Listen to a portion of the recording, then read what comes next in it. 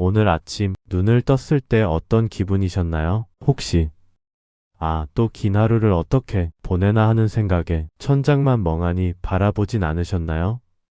몸은 무겁고 머릿속은 안개 낀 것처럼 막막한 그 기분 말입니다. 자식들 뒷바라지하느라 앞만 보고 달리느라 정작 내 인생은 뒷전이었는데 이제 좀 쉴만하니 세상은 나만 빼고 바쁘게 돌아가는 것 같습니다. 전화기는 온종일 조용하고 오늘따라 집안 공기는 유난히 차갑게 느껴지죠. 사람들은 이제 고생 끝났으니 편하게 쉬라고들 하지만 사실 우리에게 필요한 건 무의미한 휴식이 아니라 내가 오늘을 살아야 할 작은 이유 하나일지도 모릅니다. 여기 우리보다 훨씬 더 처절하게 버려졌던 한 남자가 있었습니다. 바로 정약용 선생입니다. 당대 최고의 천재라 불리며 임금의 총애를 한 몸에 받던 분이었죠. 그런데 어느 날 갑자기 모든 걸 잃고 저 멀리 남쪽 끝 유배지로 쫓겨납니다. 가족과는 생이별을 했고 믿었던 친구들은 배신했습니다. 마을 사람들은 역적이라며 그를 손가락질하고 그 누구도 밥 한 끼, 잠자리 한 곳 내어주지 않았습니다. 결국 그가 머물게 된 곳은 주막집 구석의 작고 지저분한 골방이었습니다. 여러분, 한번 상상해 보세요.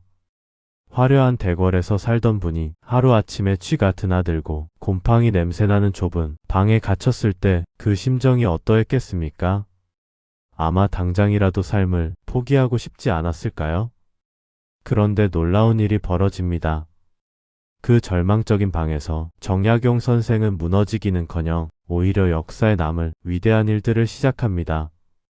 그 비결은 대단한 의지력이 아니었습니다. 아주 작고 아주 사소한 매일의 습관이었습니다. 그는 아무도 보지 않는 그 좁은 방에서 매일 아침 옷매무새를 단정히 고쳐 입었습니다. 아무도 대화해주지 않으니 스스로에게 질문을 던지며 글을 썼고 비바람이 치는 날에도 마당을 걸으며 생각을 정리했습니다. 남들이 보기엔 그저 의미 없는 반복처럼 보였겠지만 그에게 그 루틴은 세상이 나를 버렸어도 나는 나를 버리지 않겠다는 스스로와의 약속이었습니다. 노년의 우울함은 우리가 늙어서 찾아오는 게 아닙니다. 어제와 똑같은 오늘이 반복될 때 내 삶의 내가 주인공이라는 느낌이 사라질 때 슬며시 찾아오죠. 정약용 선생은 그 골방에서 18년을 버틴 게 아니라 18년을 살아냈습니다. 그를 살게 한 건 거창한 목표가 아니라 매일 아침 눈 뜨면 내가 해야 할 작은 규칙들이었습니다. 오늘 저는 여러분과 그 이야기를 해보려 합니다. 이제 와서 내가 뭘 하겠어라고 생각하셨다면 잠시만 마음의 귀를 열어봐 주세요. 정약용 선생이 그 캄캄한 유배지에서 발견한 매일 아침 설레는 법을 우리 삶으로 가져와 보려 합니다. 이건 공부를 하라는 이야기가 아닙니다. 대단한 성공을 거두라는 이야기도 아닙니다. 그저 내일부터 당신의 아침이 조금 더 생기 있고 거울 속의 내 모습이 조금 더 근사해 보일 수 있는 아주 쉽고 따뜻한 방법들입니다. 자, 이제 깊은 한숨은 내뱉으시고 저와 함께 그 옛날 강진의 작은 방으로 가보실까요? 그곳에서 정약용 선생이 우리에게 건네는 첫 번째 인생의 조언이 기다리고 있습니다. 당신의 인생 후반전은 쓸쓸한 퇴장이 아니라 세상에서 가장 품격 있는 주인공의 등장이 될 것입니다. 이제 그 첫걸음을 함께 떼어보겠습니다. 여러분, 혹시 이런 경험 없으신가요? 하루 종일 밖으로 나갈 일도 없고 찾아오는 사람도 없어서 아침에 일어난 그대로 무릎 나온 바지에 목 늘어진 티셔츠를 입고 온종일 거실을 서성이는 날 말입니다. 거울을 보면 헝클어진 머리에 생기 없는 얼굴이 보이죠. 어차피 볼 사람도 없는데 뭐 어때? 하고 넘기지만 사실 그 모습에 가장 먼저 실망하는 건 바로 나 자신입니다. 사람의 마음은 참 묘합니다. 몸이 편안함을 넘어 나태해지기 시작하면 마음도 그 결을 따라 속절없이 무너져 내립니다. 내가 나를 대충 대하기 시작하면 세상도 나를 그렇게 대하는 것 같고 나중에는 내가 정말 그런 사람인 것처럼 느껴지기 때문입니다. 다시 200년 전 그 좁고 낡은 정약용 선생이 유배지방 안으로 가보겠습니다. 그곳은 곰팡이가 피고 천장이 낮은 사실 사람 살 곳이라기보다 창고에 가까운 곳이었습니다. 그런데 그 방에서 정약용 선생이 가장 먼저 한 일이 무엇인지 아십니까? 바로 매일 아침 옷매무새를 다듬는 일이었습니다. 보러 오는 사람 하나 없고 조정에서 쫓겨난 죄인 신분이었지만 그는 아침마다 세수를 하고 헝클어진 머리를 빗어 넘겼습니다. 그리고 깨끗하게 세탁된 옷을 입고 허리띠를 조이며 꼿꼿하게 앉았습니다. 누가 본다면 이 좁은 방에서 그렇게까지 할 필요가 있나? 라고 물었을지도 모릅니다. 하지만 다산의 생각은 달랐습니다. 다산은 이렇게 말하곤 했습니다. 옷차림이 바르면 마음이 갈무리 되고 마음이 갈무리 되면 행동에 위험이 생긴다. 이 말은 우리 시니어들에게 참으로 큰 울림을 줍니다. 나이가 들수록 우리가 가장 경계해야 할 것은 경제적 빈곤보다 태도의 빈곤입니다. 기력이 없어서 혹은 귀찮아서 나를 꾸미는 일을 포기하는 순간 우리는 스스로를 인생의 주인공 자리에서 내려오게 하는 셈입니다. 다산이 유배지에서 그 엄격한 몸가짐을 지켰던 이유는 남에게 보이기 위해서가 아니었습니다. 나는 비록 유배지에 갇혔지만 내 정신만은 갇히지 않았다. 나는 여전히 귀한 사람이다 라는 사실을 매일 아침 자기 자신에게 증명하기 위해서였던 겁니다. 자, 그럼 우리도 내일부터 당장 실천해 볼 수 있는 아주 쉬운 루틴을 하나 만들어 볼까요? 내일부터는 아침에 일어나면 가장 먼저 나를 위한 예복을 입어보는 겁니다. 비싼 양복이나 화려한 드레스를 말하는 게 아닙니다. 집 안에만 계시더라도 세수하고 머리를 빗은 뒤 구멍 나지 않은 깨끗한 양말을 신고 무릎 나오지 않은 단정한 바지를 입어보세요. 남에게 잘 보이려는 차림이 아니라 내가 나를 마주했을 때 오늘 하루도 참 근사하게 시작하네라고 말해줄 수 있는 차림 말입니다. 허리 밴딩이 너무 편한 바지보다는 약간의 긴장감을 주는 옷이 좋습니다. 옷이 몸을 잡아주면 신기하게도 생각도 함께 꼿꼿해집니다. 어깨가 펴지고 걸음걸이가 달라집니다. 주방에 가서 물 한 잔을 마셔도 소파에 앉아 신문을 봐도 마음가짐이 달라지는 것을 느끼실 겁니다. 어떤 분들은 이렇게 말씀하실지도 모릅니다. 이 나이에 꾸며서 뭐해? 다 부질없어.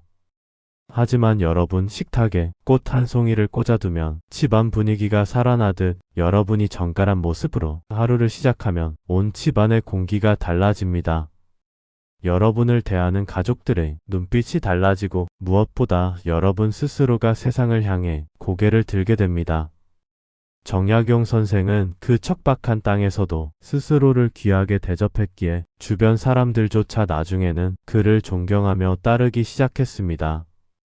아무도 그를 함부로 대할 수 없었던 이유는 그가 입은 옷의 값어치가 아니라 그가 스스로를 대하는 엄격하고도 따뜻한 태도 때문이었습니다. 여러분 기억하세요. 우리는 늙어가는 것이 아니라 익어가는 중입니다. 잘 익은 과일이 그 껍질부터 고운 빛깔을 띠듯 우리의 노년도 겉모습부터 정성을 들여야 합니다. 나를 대접하는 일은 거창한 곳에 있지 않습니다.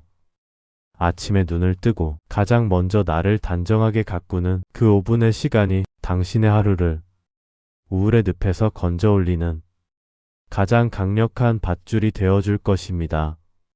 오늘 저녁 잠들기 전에 내일 아침에 입을 가장 깨끗한 옷을 미리 꺼내 두시는 건 어떨까요? 그리고 내일 아침 거울 속에 비친 당신에게 이렇게 말해주세요. 오늘 당신 참 보기 좋습니다. 오늘 하루도 잘 부탁합니다.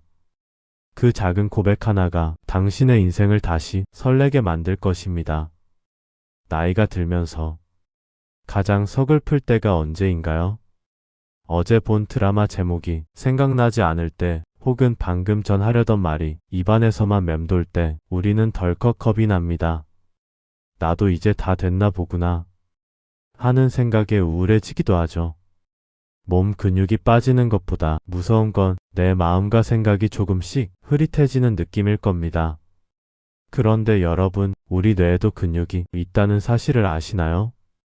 쓰지 않으면 녹슬지만 매일 조금씩만 자극을 주면 놀라울 정도로 다시 생기를 되찾는 게 바로 우리의 정신입니다.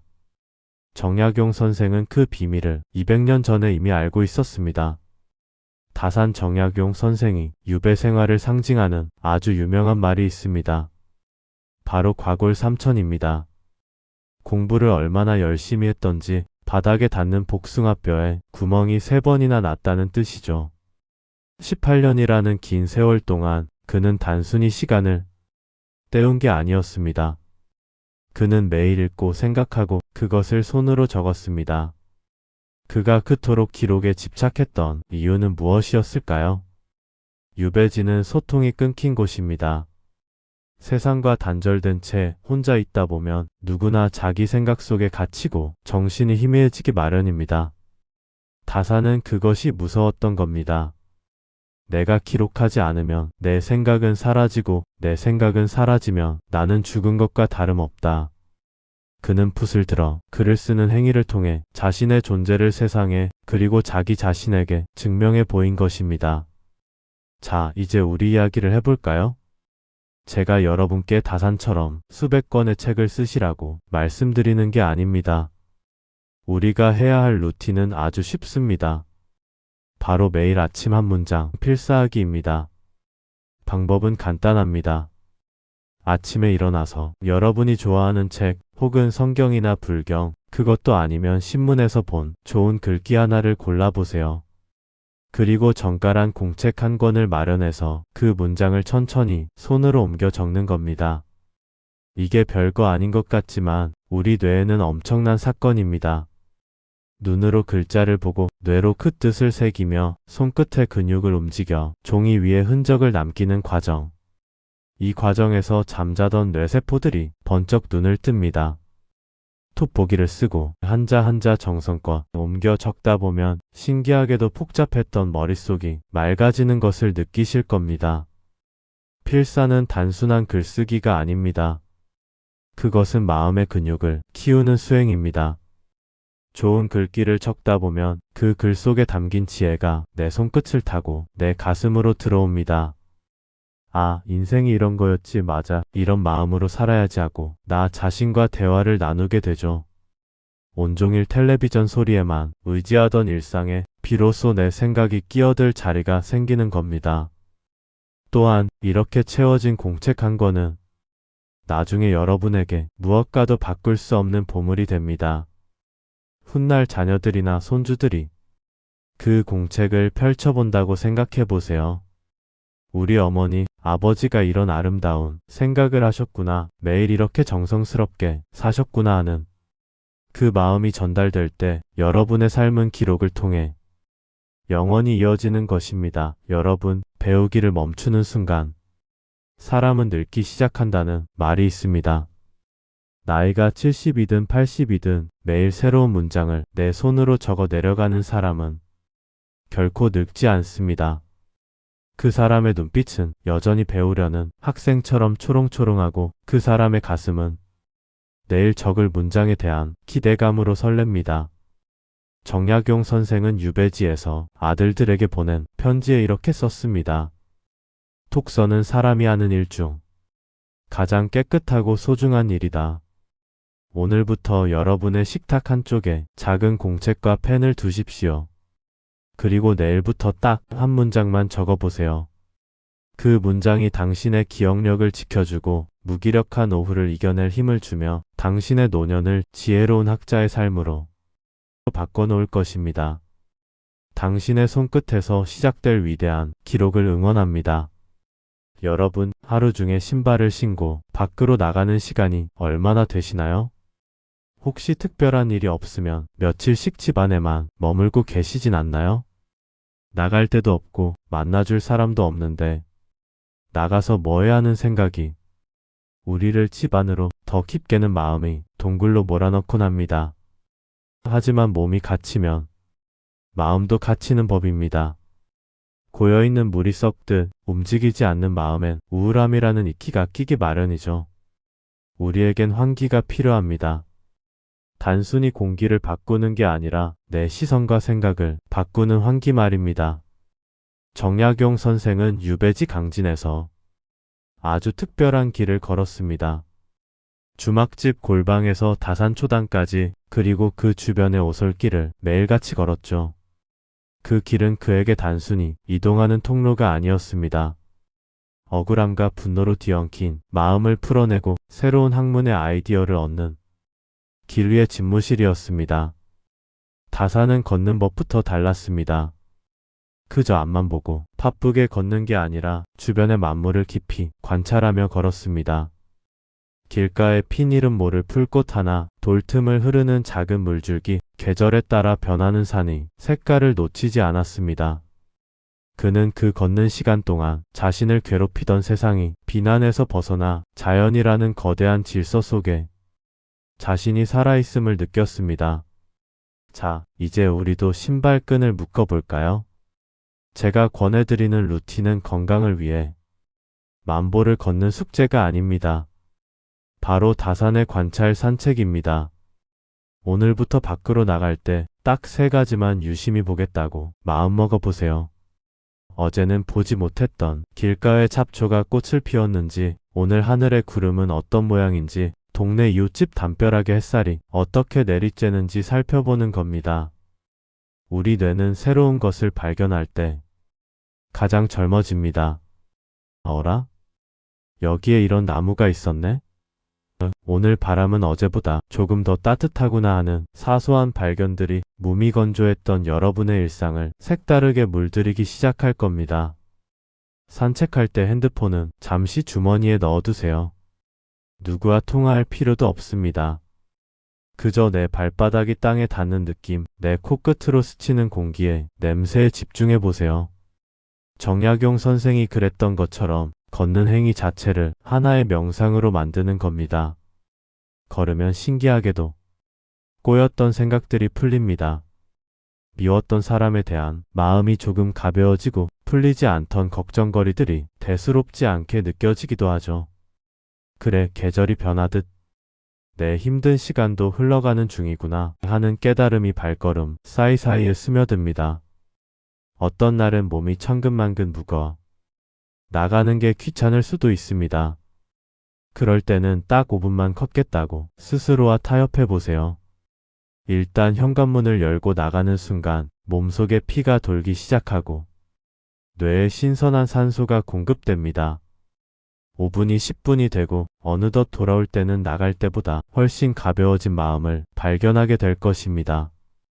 다산 정약용 선생은 그 거친 유배지의 길을 걸으며 이렇게 말했습니다.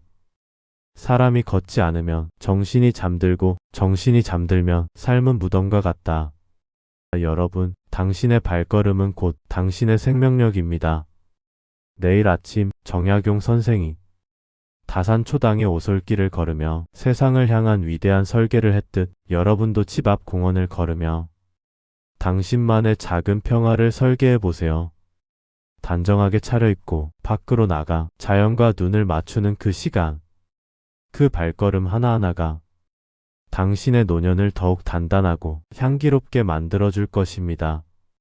세상이라는 넓은 정원을 만끽할 권리, 그것은 오직 걷는 사람만이 누릴 수 있는 특권입니다. 여러분, 하루 중 가장 견디기 힘든 시간이 언제인가요? 저는 점심을 먹고 난 뒤 해가 조금씩 기울기 시작하는 오후 3시쯤이 아닐까 싶습니다. 세상은 여전히 바쁘게 돌아가는 것 같은데 나만 덩그러니 멈춰있는 듯한 기분이 드는 시간이죠. 전화를 걸 곳도 딱히 갈 곳도 없는 그 적막함 속에서 우리는 가끔 이런 생각을 합니다. 나 참 외롭게 살고 있구나. 그런데 여러분, 외로움과 고독은 한 끗 차이라는 사실을 아시나요? 외로움은 누군가가 없어서 괴로운 상태지만 고독은 혼자 있는 시간을 스스로 즐기는 실력입니다.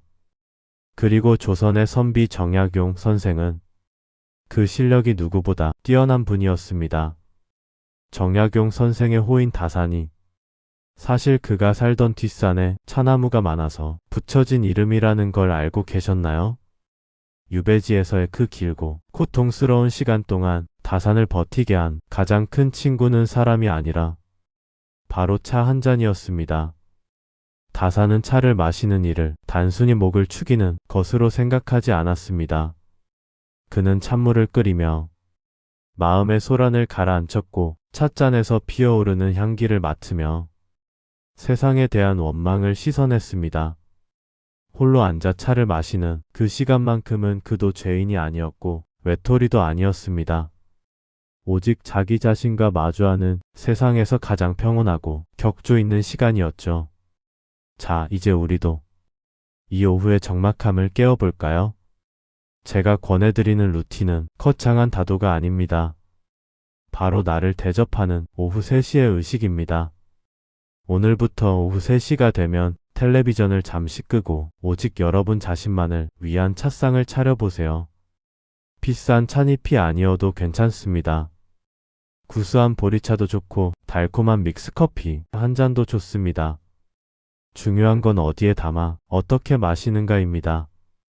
늘 쓰던 낡은 컵 말고 찬장 깊숙이 아껴두었던 가장 예쁜 잔을 꺼내세요. 그리고 대충 서서 마시는 게 아니라 식탁에 단정하게 앉아 예쁜 받침대 하나라도 받쳐보세요. 이 작은 차이가 나는 여전히 품격 있는 대접을 받을 자격이 있는 사람이다라는 사실을 여러분의 무의식에 새겨줍니다. 따뜻한 잔을 두 손으로 감싸쥐면 그 온기가 손바닥을 타고 가슴까지 전달됩니다. 그때 가만히 눈을 감고 향기를 맡아보세요. 그리고 속으로 이렇게 말해보는 겁니다. 그동안 참 고생 많았다. 이제야 너랑 이렇게 오붓하게 마주 앉는구나. 여러분, 노년에 찾아오는 고독은 벌이 아니라 선물입니다. 젊었을 땐 남의 비위 맞추느라, 가족들 챙기느라 나 자신과 차 한 잔 마실 여유조차 없지 않았나요? 이제야 비로소 그 누구의 방해도 받지 않고 나 자신과 깊은 대화를 나눌 기회가 온 것입니다. 다산 정약용 선생은 차를 마시며 수많은 책을 구상했고 자신의 흐트러진 마음을 다잡았습니다. 우리도 마찬가지입니다. 이 차 한 잔의 시간을 통해 누가 나를 찾아오지 않을까? 기다리는 마음을 버리고 나는 나만으로도 충분하다는 단단한 자존감을 채워 넣어야 합니다. 차 한 잔이 주는 힘은 생각보다 강력합니다. 차를 마시는 10분 동안 우리 몸은 긴장에서 이완으로 바뀝니다. 불안했던 마음이 가라앉고 그래, 오늘 저녁에 뭘 맛있게 먹을까? 하는 소박한 즐거움이 고개를 듭니다. 외로움이라는 차가운 그림자가 고독이라는 따뜻한 빛으로 바뀌는 마법 같은 순간이죠. 여러분, 오늘 오후 3시엔 여러분 자신을 손님으로 초대해 보세요. 정성껏 차린 찻상 앞에 앉아 세상에서 가장 귀한 사람인 당신과 함께 차 한 잔의 여유를 누려보시기 바랍니다. 다산 선생은 말했습니다. 차를 마시는 사람은 그 마음이 맑아지고 그 행실이 정갈해진다. 당신의 오후가 쓸쓸한 기다림이 아니라 향긋한 평화로 채워지길 바랍니다. 나를 귀하게 여길 줄 아는 사람에게 노년은 결코 외롭지 않은 법입니다. 어느덧 하루가 저물고 어둠이 내려앉았습니다. 자려고 누웠는데 신기하게도 낮에는 잠잠하던 생각들이 꼬리에 꼬리를 물고 일어납니다. 그때 참았어야 했는데 아이들에게 그 말은 하지 말걸. 내 인생은 왜 이렇게 흘러왔나. 우리는 하루의 끝에서 늘 내가 잘한 일보다 잘못한 일, 채워진 것보다 부족한 것을 먼저 떠올리곤 합니다. 평생을 가족을 위해, 세상을 위해 열심히 달려온 우리인데 왜 잠자리에 들 때면 이토록 자신에게 박한 마음이 드는 걸까요? 하지만 여러분, 오늘 하루를 온전히 살아낸 당신은 그 자체로 이미 칭찬받아 마땅한 사람입니다. 정약용 선생은 인생의 막바지에 아주 특별한 글을 하나 썼습니다. 보통 무덤 앞에 세우는 피석이, 글은 남이 써주는 것이 관례지만 그는 자신의 일생을 스스로 기록한 자찬묘지명을 남겼습니다. 남들의 시선이나 세상의 평가에 휘둘리지 않고 자신이 살아온 길을 스스로 정리하고 다독여준 것이죠. 그는 자신의 실수와 아픔까지도 정직하게 적어 내려갔습니다. 그러면서도 나는 최선을 다해 살았고 이만하면 괜찮은 삶이었다고 스스로를 위로했습니다. 억울한 유배 생활과 수많은 고초를 겪었지만 마지막 순간만큼은 자기 자신과 화해하며 평온하게 눈을 감을 준비를 한 것입니다. 자, 이제 우리도 다산 선생처럼 하루를 멋지게 마감해 볼까요? 제가 마지막으로 권해드리는 루틴은 나를 칭찬하는 세 문장입니다. 잠들기 직전 딱 5분만 시간을 내어 오늘 내가 나 자신에게 해주고 싶은 칭찬 3가지만 적어보세요. 거창할 필요는 전혀 없습니다. 오늘 아침 정갈하게 옷을 챙겨 입은 나를 칭찬해. 오후에 따뜻한 차 한 잔으로 마음을 달랜 나를 칭찬해. 오늘 키를 컸다 만난 이웃에게 먼저 인사를 건넨 나를 칭찬해.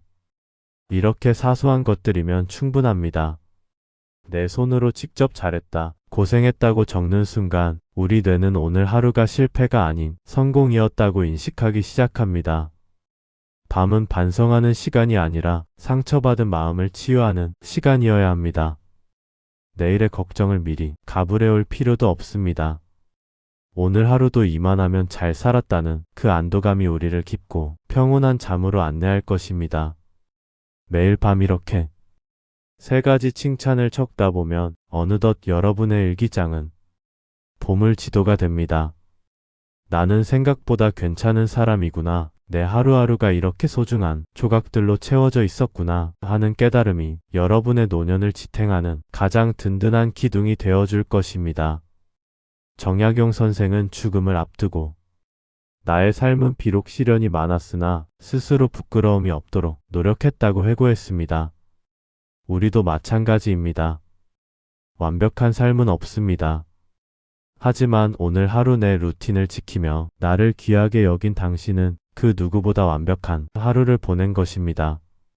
오늘 우리는 조선 최고의 지혜라 불리는 정약용 선생의 삶을 통해 노년의 무력감을 설렘으로 바꾸는 5가지 루틴을 함께 나누었습니다.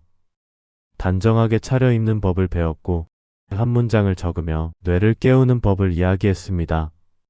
밖으로 나가 자연과 눈을 맞추고 고독을 친구 삼아 차를 마시고 마지막엔 나 자신을 안아주며 하루를 닫는 법까지 말입니다. 이 이야기들을 들으시며 여러분은 어떤 생각을 하셨나요? 아직 내 인생도 해볼 만하구나라는 작은 희망이 가슴속에 피어오르진 않으셨나요? 여러분, 우리가 늙어가는 것은 서글픈 퇴장이 아닙니다. 정약용 선생이 가장 위대한 업적을 남긴 시기가 인생의 가장 어두웠던 유배 시절이었음을 기억하십시오. 세상의 눈에는 변방으로 밀려난 죄인이었을지 모르나 그는 그 시간 동안 조선의 역사를 바꿀 가장 찬란한 지혜를 완성했습니다. 우리의 노년도 마찬가지입니다. 이제야 비로소 우리는 남의 눈치를 보지 않고 오직 나 자신을 위해 그리고 내가 사랑하는 가치를 위해 살 수 있는 최고의 자유를 얻었습니다.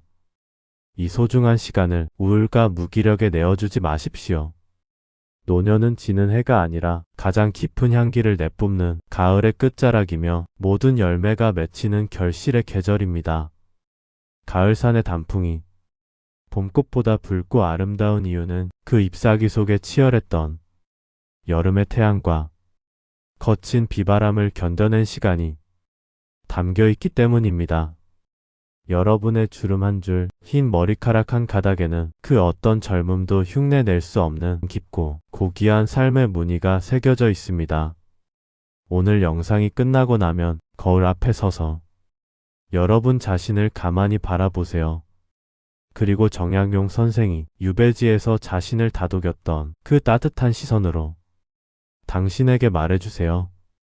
당신은 여전히 아름답고 여전히 가치 있는 사람입니다. 여러분이 오늘 실천할 작은 루틴 하나가 내일 아침 당신의 세상을 바꿀 것입니다. 당신의 노년이 매일 아침 선물처럼 다가오길, 그리고 당신의 하루하루가 정약용 선생의 서재처럼 지혜와 평온으로 가득 차길 진심으로 응원합니다. 오늘 이야기가 마음에 닿으셨다면 당신의 오늘을 응원하는 마음으로 좋아요와 구독을 부탁드립니다. 여러분이 남겨주시는 따뜻한 댓글 한 줄은 저에게도 큰 힘이 됩니다. 여러분의 인생 후반전은 이제 막 시작되었습니다. 가장 품격 있고 가장 설레는 당신만의 주인공 무대를 마음껏 누리십시오. 시청해주셔서 진심으로 감사합니다.